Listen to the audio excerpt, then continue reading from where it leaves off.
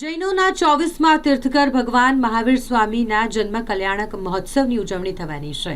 31મી માર્ચે જન્મ કલ્યાણક મહોત્સવ તેઓનો ઉજવવાનો હોય ત્યારે આયોજન માટે વડોદરા શહેરના તમામ જૈન સંઘોની એક મીટિંગ મળી હતી। લાલબાગ જૈન સંઘ ઇન્દ્ર આરાધના ભવન ખાતે શ્રી સમસ્ત વડોદરા જૈન સંઘ દ્વારા આ મીટિંગ બોલાવવામાં આવી હતી।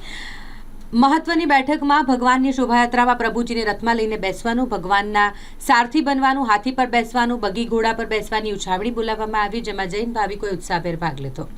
જૈન અગ્રણી દીપક શાહે વધુમાં જણાવ્યું કે આગામી ભગવાન મહાવીર સ્વામીની શોભાયાત્રામાં માંડવીથી નીકળી ન્યાય મંદિર, ગાંધીનગર ગૃહ, અમદાવાદી પોળ, કોઠી પોળ, ટાવર થઈ રાવપુરા મામાની પોળ ખાતે આવેલ મહાવીર સ્વામીજીના લઈએ પૂર્ણાહુતિ થયા બાદ સૌ સંઘનું સ્વામી વાત્સલ્ય વૈદ્ય મૃદુલાબેન શાંતિલાલ પરિવાર દ્વારા કરવામાં આવશે। દરમિયાનમાં સમસ્ત શહેર જૈન સંઘના મંત્રી નીરજ જૈને જણાવ્યું કે શોભાયાત્રા દરમિયાન આકર્ષક ફ્લોટ્સ બનાવવામાં આવશે અને બાળકોની વેશભૂષા હરીફાઈ પણ રાખવામાં આવી છે। દરેક સંઘની મહિલા મંડળો, સામયિક મંડળો પોતાના સંઘના ડ્રેસ કોડમાં પધારવાનું રહેશે।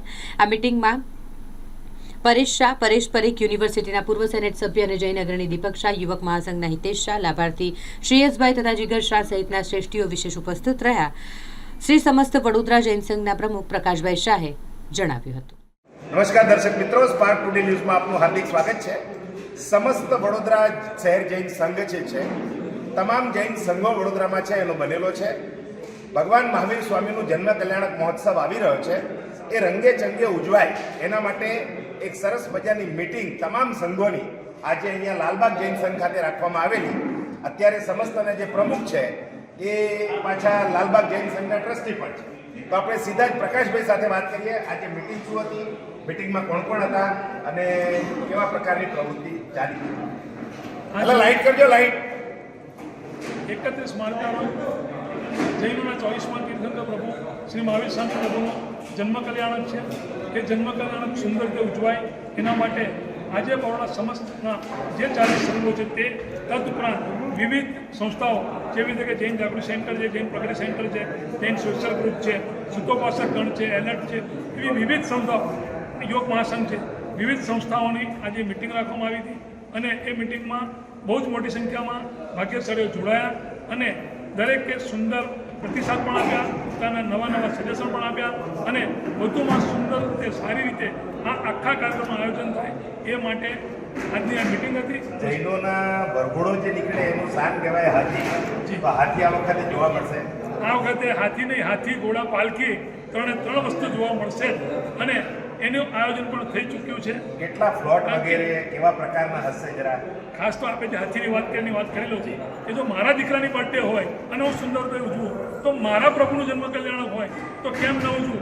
એ ઉત્તમ ભાવ સાથે સર્વે અત્યારે જોડાયેલા છે અને આગળ જોડાશે એવું ચોક્કસપણે છે અને વિવિધ સંઘોના મહિલા મંડળો, યોગ મંડળો પણ અત્યારે આવેલા હતા અને એ લોકો પણ અલગ અલગ પ્લોટ લઈ, અલગ અલગ રચનાઓ લઈ અને એ દિવસે જોડાશે એવું એ લોકો તો ખાસ કમિટમેન્ટ અત્યારે કરેલું છે। હા, અને જે વિવિધ વેશભૂષામાં આવશે એ બાળકોની હરીફાઈનું પણ એક આયોજન કરવામાં આવેલું છે અને એ રીતના ઇનામો પણ સુંદર લોકોને આપવામાં આવશે અને એ દિવસે 2 પ્રકારના કાર્યક્રમો હોય છે।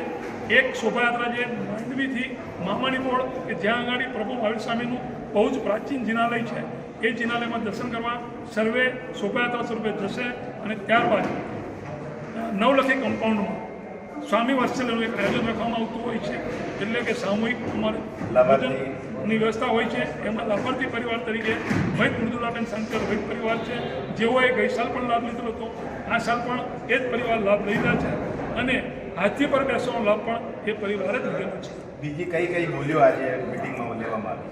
પ્રભુજીને રથમાં લઈને બેસવાની એક બોલી હતી, સાથે સાથે પ્રભુજીના રથના સારથી બનવાની, પ્રભુજીની ડાબે અને જમણે બેસી અને ચામર વીંજવાની બોલી હતી।